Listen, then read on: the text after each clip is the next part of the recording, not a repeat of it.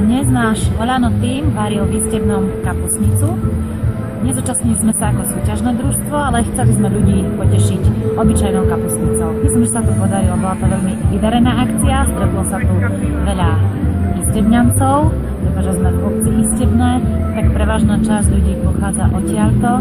A okrem tejto milej udalosti si považujem za potrebné povedať, že v tejto obci majú aj jednu veľkú environmentálnu záťaž a značne ma trápi riešenie, ktoré navrhuje firma, ktorá tú skládku chce sanovať. Preto by som veľmi rada vyzvala všetkých občanov, a nielen Istebného, ale aj Dolnej Oravy, aby neboli k tejto veci ľahostajní. Oni tu budú tu žiť ich deti a len na nich záleží, či firma naozaj dodrží všetky predpisy, ktoré je nutné dodržať, či urobí všetko, tak ako to vyžaduje aj európska legislatíva, aby sme my všetci, ktorí tu žijeme na Orave, aby sme žili v zdravom prostredí.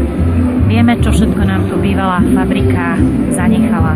Environmentálna záťaž nás trápi už niekoľko desaťročí a ešte raz pripomeniem, že dôležité je nie len povedať, že chceme sanovať, ale tú sanáciu a rekultiváciu, ktorú chceme, aby sa uskutočnila, urobiť podľa všetkých potrebných predpisov, aby sme sa nemuseli ďalej báť o zdravie nás a o to aj o vody, ktoré sú na Orave.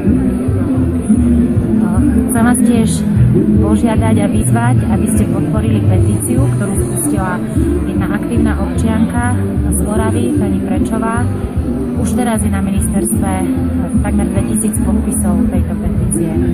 Chcem vás vyzvať, aby ste, ak sa dostanete k petícii, ktorá je aj na internete, ju podpísali a tým podporili naozaj obavu zo spôsobu sanácie skládky.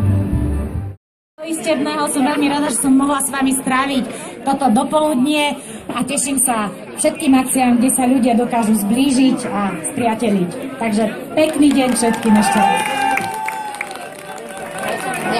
Ďakujem pani podpredsedníčke. Prajem im všetko dobré tiež do ďalšej akcie.